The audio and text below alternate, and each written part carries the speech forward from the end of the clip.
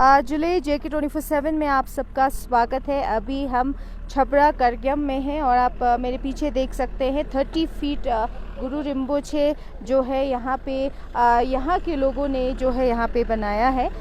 तो सबसे पहले बहुत बहुत मुबारकबाद देते हैं कि बहुत दूर है ले से, बहुत यहाँ पे आपके पास चैलेंजेस भी रहते होंगे, पर साथ ही साथ जो है बहुत सुंदर एक आपने ना गुरु रिम्पोछे जो है यहाँ पे बनाया है। तो सबसे पहले आपका नाम पूछेंगे हम। तो सबसे पहले मैडम आपको यहाँ पे विज़िट कर रहा है, यहाँ पे आया, तो सबसे पहले मैं इसको थैंक यू चाहूँगा। दूसरे मेरा नाम है मैंगरू नमजाल, मैं छिबरा गांव का रहने वाला हूँ। तो बहुत सुंदर बनाया है। तो आज यहाँ पे जो है 2 दिन का फेस्टिवल भी हो रहा है, नोमैडिक फेस्टिवल है, और हम देख सकते हैं बहुत सारे लोग यहाँ पे दर्शन के लिए आ रहे हैं।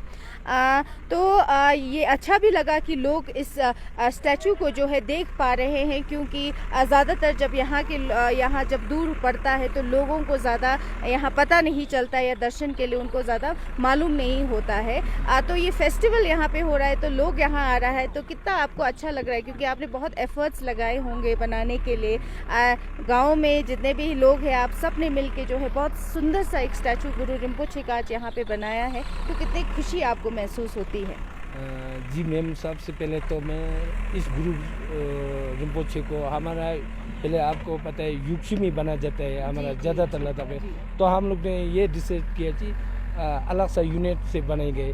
तो ये गुरु रिम्पोछे झील के पदोम से ऊपर बनेगा, इसको हमने यूनिक में बनाया। दूसरी खुशी बात यह हुआ जो नोमैडिक फेस्टिवल से पहले इसको रबनी होकर क्लियर हुआ, तो हम सबसे पहले वही है जी पॉल जो है। तो भूटान से आपने बुलाया है, तो उन साथ साथ में जो है आपकी काफ़ी कंट्रीब्यूशन भी रहे हैं, तो बहुत सुंदर जगह भी है। तो इस तरह के और स्टैचूज जैसे आपने बहुत एफर्ट्स डाले हैं झील में, आज पूरा जो है पानी से जो है सराउंडिंग्स जो आपने बनाया है, तो कितने दिन लगे आपको ये स्टैचू बनाने में? तो मैंने मैडम जी मतलब थोड़ा मेहनत तो करना ही पड़े, अगर ये दर्शन का तरफ से थोड़ा फोकस लगा तो तकरीबन इसको 5 महीने में हम लोग कंप्लीट हुआ जी मैम। जी, तो बहुत कम समय में जो है आपने ये पूरा जो है बनाना कंप्लीट किया है, और आज लोग यहाँ पे बड़े तादाद में दर्शन भी करने आ रहे हैं। तो आपसे ये भी पूछेंगे कि इसमें जो है कंट्रीब्यूशन क्या गांव वालों का था, या बाहर से भी आपको कंट्रीब्यूशन आया था? तो कंट्रीब्यूशन का बारे में तो मैडम जी मैं जितना भी बोलो हम कम पड़ेगा। तो डिपार्टमेंट का तरफ से भी है,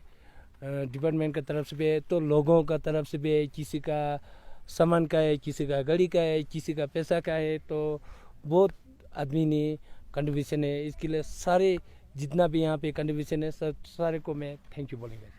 वही कहते हैं ना, जब हम कहते हैं कि जब कुछ चीज़ जो है आप शिद्दत से बनाते हैं, तो इस तरह का जो है सुंदर जो पीछे आप स्टैचू देख रहे हैं, जब दिल से आप कुछ काम करते हैं तो कभी भी वो खाली नहीं जाता है। आज यहाँ हम करग्यम में हैं और इतना सुंदर जो है यहाँ पीछे स्टैचू आप देख रहे हैं, तो लोग इस पे यहाँ आ रहे हैं, दर्शन करने आ रहे हैं। तो जो मुझे लगता है जिन्होंने यहाँ कंट्रीब्यूट किया है हर तरीके से, चाहे पैसा हो, चाहे गाड़ी हो, चाहे कुछ भी हो, आज उनको ज़रूर ये महसूस होता होगा कि जो आपने काम किया है वो आज लोग बढ़ चढ़ के इस बारे में बात भी कर रहे हैं, और बहुत सुकून भी मिलता है जब कोई लोग आके आपको इस बात पे सराहते भी हैं।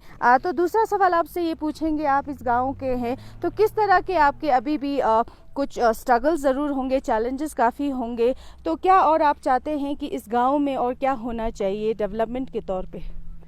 तो डेवलपमेंट का तो मैं सबसे मैडम आपके ज़रिए में यही बोले कि यहाँ से थोड़ा टूरिज़्म का थोड़ा डेवलप हो जाए, क्योंकि यहाँ बहुत बैकवर्ड एरिया है। क्योंकि यहाँ पे खेती बाड़ी का कोई वो नहीं है, ना टूरिज़्म का नहीं है, ना आर्मी का नहीं है। तो मैं रिक्वेस्ट करता हूँ आपका टूरिस्ट सारे आगे को, तो हम लोग को थोड़ा आगे के लिए टूरिज़्म का या कुछ आगे जाने के लिए हम लोग को रास्ता ढूंढे, थोड़ा आप लोग को कुछ।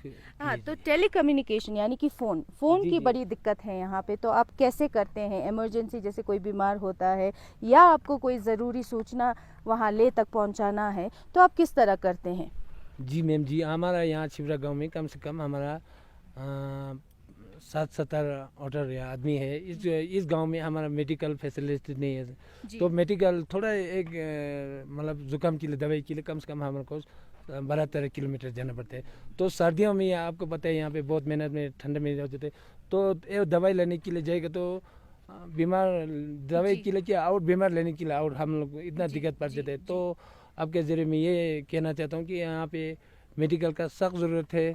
दूसरा यह फ़ोन का जो है यहाँ पे बिल्कुल अभी 1 साल जैसा हो गया, यहाँ पे थोड़ा बहुत वाईफाई है, वो भी तो 4-5 और मोबाइल कनेक्ट होगा तो इसको काम करना बंद हो जाते हैं। तो इसके लिए हम रिक्वेस्ट करना चाहता हूँ सारे अफसरों को या कोई पॉलिटिशियन को, तो 4G का थोड़ा हमारे को मदद मिल जाए। जी।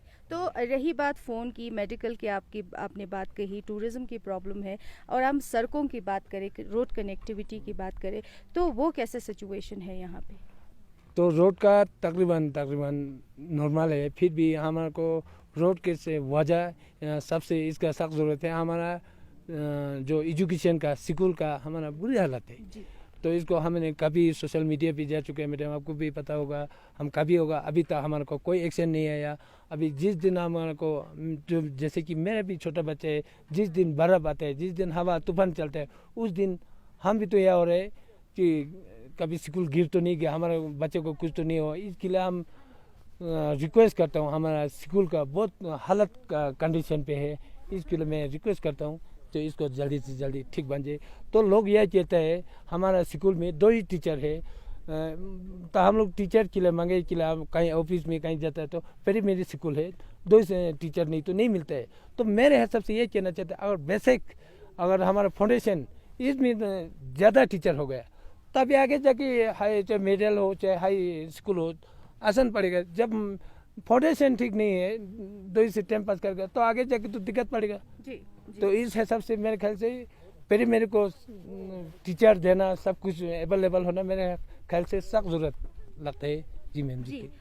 तो बहुत बहुत शुक्रिया चैनल के साथ जुड़ने के लिए। मैं आपको ये बता दूं, जैसे एजुकेशन हम हर बार बात करते हैं, एक्सपर्ट्स बुलाते हैं, हम मॉडर्न एजुकेशन, नए टेक्निक्स की एजुकेशन जब हम बात करते हैं, तो जब ग्राउंड रियलिटी पे जब हम आते हैं, इतनी दूर ले से कारगिम की और रुख जब करते हैं, तो एजुकेशन सिस्टम का जो है यहाँ कुछ अता पता नहीं है। और यहाँ पे जैसे इन्होंने कहा है कि कितना मुश्किल होता है। अभी फ़िलहाल आपको बहुत सुंदर दिख रहा होगा, हर तरफ ग्रीन पैचेस है, फेस्टिवल चल रहा है, तो आपको लगता होगा कि यहाँ पे काफ़ी डेवलपमेंट है।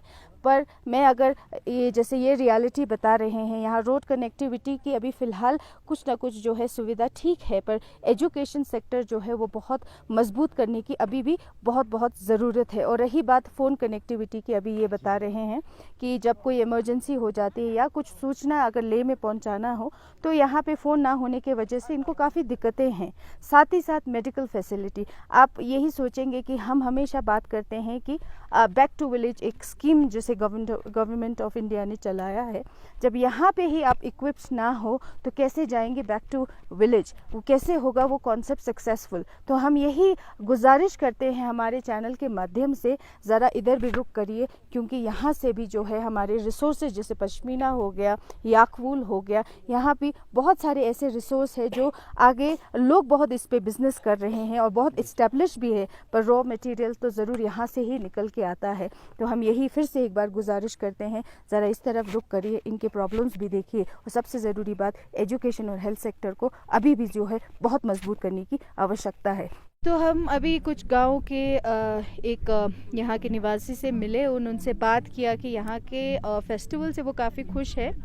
वो ये मानते हैं कुछ ऐसे फेस्टिवल करने से जो है रिवाइवल हो सकता है, और जो ग्राउंड पे चैलेंजेस है उसके बारे में भी पता चल सकता है। तो काउंसलर सर हमारे साथ जुड़े हैं, तो उनसे पूछेंगे कि जो ग्रीवेंसेस थे स्पेशली एजुकेशन सेक्टर को लेके, स्कूल्स को लेके, जिनका हालात अभी वो उनका कहना है कि बहुत ख़राब है, विंटर्स में काफ़ी चैलेंजेस रहते हैं, साथ ही साथ जो है हेल्थ डिपार्टमेंट का यहाँ पे ना होना, और टेलीकम्युनिकेशन तो एक बहुत बड़ा मसला है, क्योंकि आप कुछ यहाँ पे कोई बीमार होता है या कुछ मैसेज पहुँचाना है तो वो काफ़ी काफ़ी डिफ़िकल्ट हो जाता है। तो उस पर आपसे सवाल करेंगे कि ये सब जो बेसिक फैसिलिटी है यहाँ के लोगों को, क्योंकि हम मानते हैं, सभी मानते हैं कि चंगतंग जो है लद्दाख का बैकबोन है, और हम एक गवर्नमेंट ऑफ इंडिया जो मुहिम चला रही है बैक टू विलेज, तो अगर यही बेसिक फैसिलिटीज़ अगर इक्विप्ड ना हो तो क्या ये मुहिम जो बैक टू विलेज वाला, आपको क्या लगता है कितना सफल होगा?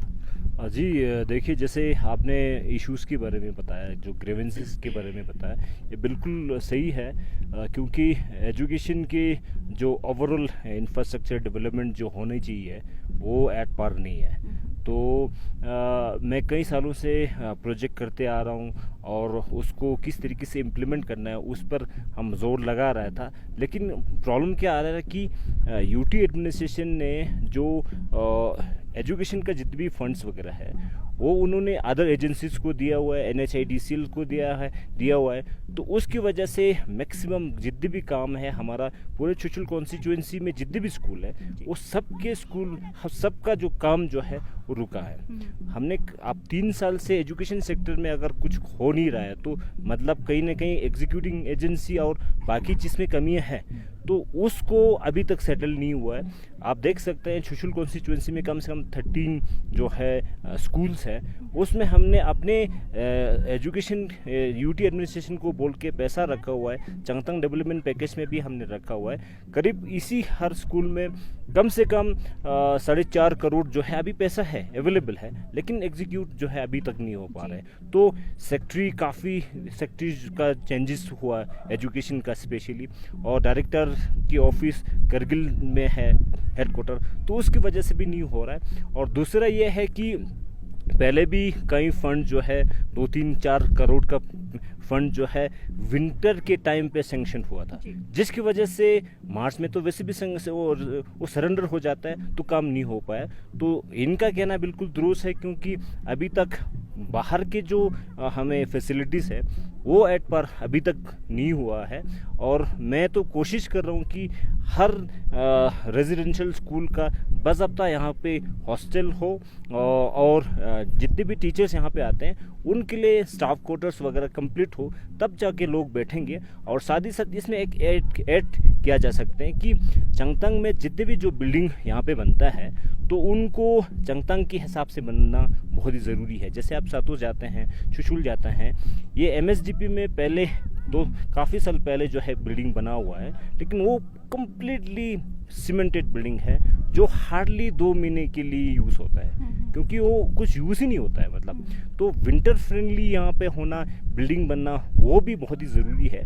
और अभी तक के 3 साल में मैं देख रहा हूँ कि एजुकेशन सेक्टर में कुछ खास नहीं हो रहा है, काम नहीं हो रहा है, स्पेशली बाहर के। और बाकी अंदर की कुछ चीज़ें जो है उसका तो काफ़ी कुछ हुआ है, लेकिन बाहर का भी होना बहुत ज़रूरी है।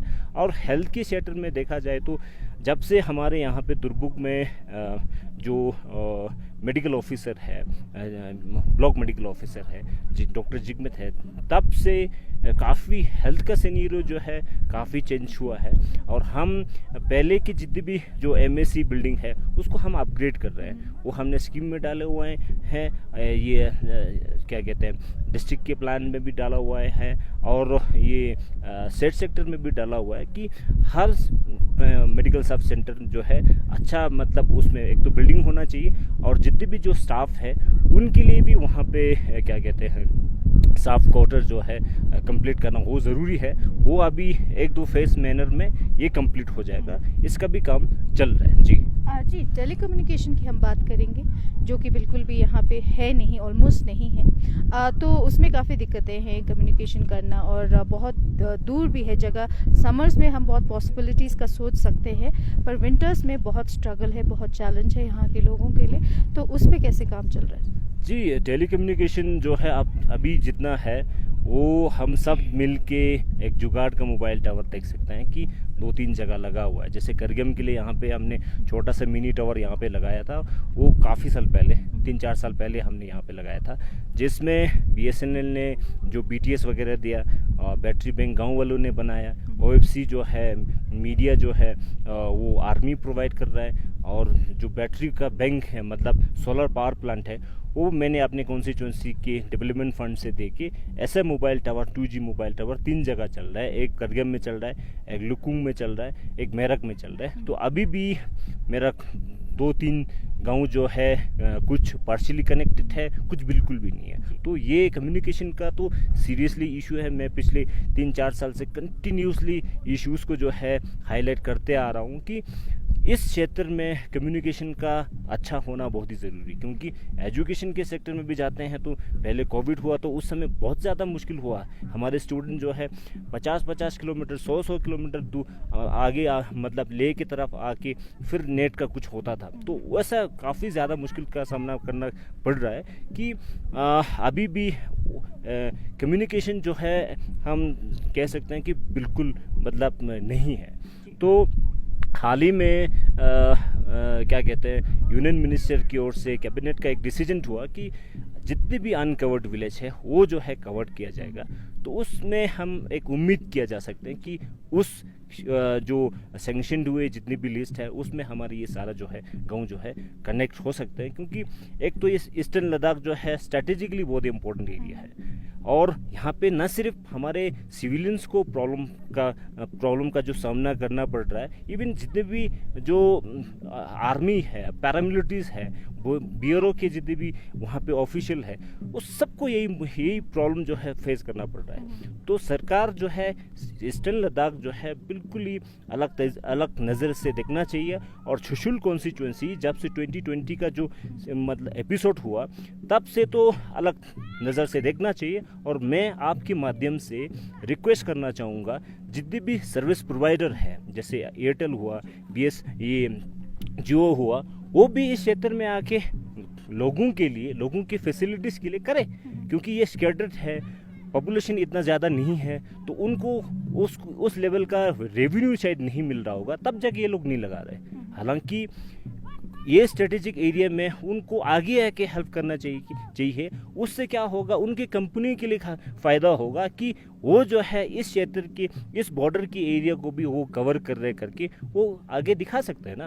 तो ऐसा करिए, अपने CSR के तौर पे भी यहाँ पे किया जा सकता है, वो नहीं कर रहा है। तो अभी वही उम्मीद है कि सरकार का जो सैंक्शन हुआ मोबाइल टावर्स है उसी पर ही यहाँ पे क्या कहते हैं लोगों को, उसी से ही लोगों को यहाँ पे फैसिलिटीज़ हम दे पाएंगे। अदरवाइज़ कोई भी सर्विस प्रोवाइडर जो है यहाँ पे आना बिल्कुल पसंद नहीं कर रहा है। हालांकि आप देख सकते हैं पेंगोंग है, बाकी एरिया है, वहाँ पे काफ़ी यूज़र्स वहाँ पे है, टूरिस्ट इतना ज़्यादा आता है, आर्मी इतनी ज़्यादा है, तो उस हिसाब से भी किया जा सकता है ना। और यहाँ के नोमैड्स हैं उनको भी काफ़ी मुश्किलात का सामना करना पड़ता है। तो अगर यहाँ पे 4G इंटरनेट होता तो ये नोमैडिक फेस्टिवल जो है हम पूरा लाइव यहाँ पे चला रहा होता है ना। तो ये प्रॉब्लम जो है यहाँ पे बिल्कुल है और मैं कोशिश कर रहा हूँ अपने लेवल पे भी इसको हाईलाइट करने का और सेंट्रल लेवल तक इसको पहुँचाने का कोशिश कर रहा हूँ कि इस चीज़ें जो प्रॉब्लम जो है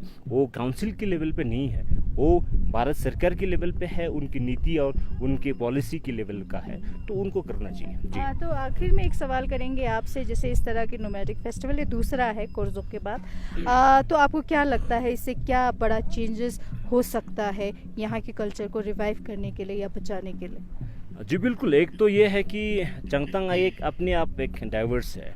जैसे आपने देखा है कि ये करगम का जो आज की जो फेस्टिवल हो रहा है वो उस लेवल का फेस्टिवल हो रहा है जो लद्दाख का नहीं, इंडिया का नहीं, इंटरनेशनल लेवल का। हम पहले से हम बोलते आ रहे हैं कि जैसे नागालैंड में हॉर्नबिल फेस्टिवल होता है इंटरनेशनल लेवल का, तो इसी तरह हमारे यहाँ के जो फेस्टिवल भी उस लेवल तक लेके जाए। और चंगतांग का अपना एक डाइवर्स है तो उसको भी एक ही जगह पे आके दिखाने का एक मौका मिले, तो ये एक अच्छा मतलब आइडिया है। तो इसी को ही हम आगे लेके जाना है और उससे काफ़ी ज़्यादा फ़र्क होगा, क्योंकि जैसे हम नोमैड्स के जो रेबोस है उसका रिवाइवल के लिए लोगों ने मतलब मुहिम जो है एक तरीके से स्टार्ट कर लिया। और चंगतांग के हर कोने का अलग सा मतलब एक क्या कहते हैं एक कल्चर है। आप देख सकते हैं लास्ट कोरजोक में जब फर्स्ट नोमैडिक फेस्टिवल हुआ था उस समय कम से कम शूज़ के जो वैरायटी जो है हमें 23 तक 24 तक मिला। तो उस हिसाब से देखा जाए तो हर चीज़ अलग है, हर वैली में अलग अलग वो है। तो हमारे लिए 60,000 स्क्वायर फीट में जो लोग बैठे हैं उनको भी एक जगह पे बैठ के अपने आप मतलब एक दूसरे से वो बातचीत करना या उनसे जो एक्सपीरियंस लेने का एक मौका जो है, यही एक तरीका है। अदरवाइज आप देख सकते हैं डेमचो कहाँ है और छुशुल कहाँ है और शेव कहाँ है, तो यही एक तरीका है।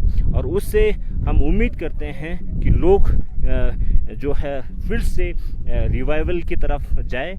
और इसमें एक पोटेंशियल ये भी है कि टूरिज़्म का फुटफॉल यहाँ पे होगा, क्योंकि ये बिल्ड जैसे आज कर रहे हैं, यहाँ पे रूट तो ओपन है, पिछले 3-4 साल से यहाँ पे ओपन है, लेकिन कोई नहीं आ रहा है। रीज़न ये है कि आप सीधा पेंगोंग जाते हैं, यहाँ पे कुछ दिखाने के लिए कुछ है नहीं। अब हम यहाँ पे एक नोमैडिक म्यूज़ियम भी बना रहे हैं, तो इस एरिया को एक्सप्लोर करना है। तो यहाँ पे अगर फुटफॉल बनता है तो नेचुरली छुशुल कॉन्स्टिट्यूंसी जो है का एक अलग से पैकेज होगा। करगियम जो है नोमैडिक फेस्टिवल, नोमैडिक वैली के नाम से जाना जाएगा। छुशुल जो वार म्यूज़ियम वहाँ पे है, तो उस हिसाब से लोग बॉर्डर टूरिज़्म के नाम पे वहाँ पे जाएगा। पेंगोंग की वहाँ पे तो सेल करने की ज़रूरत नहीं है, लेकिन हम दूसरे क्षेत्र में ये फोबरंग की लेफ्ट साइड में एक को वैली करके एक ट्रैक रूट है, वो हम ओपन कर रहे हैं। वो ऑलमोस्ट सब कुछ क्लियर हो गया, हाल ही में इसका रेकी हुआ है। तो उससे लोग जो है एक रिवर्स सेटलमेंट होगा। और विंटर में हम पेंगोंग पे मैराथन करने जा रहे हैं इस विंटर में, और वो हाई लेवल होगा। इसमें जितने भी पार्टिसिपेंट हैं वो बाहर के लोग ही आएंगे। तो उससे क्या होगा, छुशुल कॉन्स्टिट्यूंसी राउंड द ईयर एक कंप्लीट एक पैकेज जो राउंड द ईयर मिले, तो वो करने की कोशिश कर रहे हैं, जिससे जो रिवर्स सेटलमेंट होगा। क्योंकि मैं इसकी एग्जांपल दे सकता हूँ, फोबरंग में पहले जब पेंगोंग में वहाँ पे लाइवलीहुड के लिए जो लोग जुड़े हुए हैं, उससे क्या हुआ, पहले 90 हाउस होल्ड था, अभी 114 हो गया है। तो उस हिसाब से 24 हाउस होल्ड का जो है नंबर जो है बड़ा है। तो उस एंगल से अगर देखते हैं तो रिवर्स पॉपुलेशन सेटलमेंट जो है ज़रूर होगा। और इस क्षेत्र में अगर लोग टूरिस्ट जो है आने लगते हैं, तो उससे लोग जो नॉमेड्स के साथ नहीं है, दूसरे एंगल में जो लोग अगर सोर्स के लिए लोग जुड़ेंगे, तो उनके लिए भी एक ज़रिया बनेगा लाइवलीहुड के लिए, तो उसके लिए भी फ़ायदा होगा। जी, ये बड़ा फेस्टिवल है। और हमने ये सुना है कि चांगतांग के जितने भी काउंसलर्स हैं, उन्होंने सब एकजुट होकर जो है इस चीज़ को आज जो है यहाँ पे मुकाम दिया है, जो कि काफ़ी सक्सेसफुल है। तो कितना ज़रूरी है, आप अपोजिशन में भी हो सकते हो, रूलिंग पार्टी में भी हो सकते हो, जब अपनी जगह की बात होती है तो एक यूनिटी में काम करना कितना ज़रूरी है, क्यों ताकि आप आने दूसरे जगहों को बहुत बड़ा जो है एक एग्जाम्पल सेट कर पाए। जी देखिए, जैसे ही मैं इलेक्ट हुआ तो मैं नहीं देखता हूँ कि ये इनका सपोर्टर है या किसी और का सपोर्टर है। मेरा मैंडेट ही यही है कि जितने भी छुशुल कॉन्स्टिट्यूंसी में जो विलेजेस होता है, उनको इक्वल नज़र से देखना, यही जो है सबका होना चाहिए, है ना। जैसे सरकार में आप है तो उनको ये नहीं देखना है कि उनके लोगों का ही उनको काम करना है, ऐसा तो नहीं है ना। ये किसी को, ये तो मैंडेट इनका है भी नहीं है। तो हम चाहते हैं कि हमारे जैसे आज हो रहा है, ये पूरा जो है लोगों की पार्टिसिपेशन से ही हो रहा है। अदरवाइज अकेले काउंसलर क्या करेगा, बाकी हमारा 4 काउंसलर जो है आगे आके क्या कर लेंगे, है ना। इसमें हर लोग आए हैं और सबके पार्टिसिपेशन से ही ये सारा कुछ हो रहा है। इसमें कोई ऑपोजिशन नहीं है, कोई रूलिंग नहीं है। जब अपने लोगों के क्षेत्र में हित के लिए अगर बात करने हो, और जब अपनी कॉन्स्टिट्यूंसी की हित के लिए बात करना हो, तो हम जो है पार्टी बिल्कुल छोड़ के हम तो उस लेवल ऊपर हो के बात करते आ रहा हूँ, अभी भी करना है। वो मेरा मैंडेट है, वो मेरा ड्यूटी है। जी। तो ये थे हमारे साथ छुशुल काउंसलर कोंचोक तंजिन जी। तो बहुत बहुत शुक्रिया हमारे चैनल के साथ जुड़ने के लिए।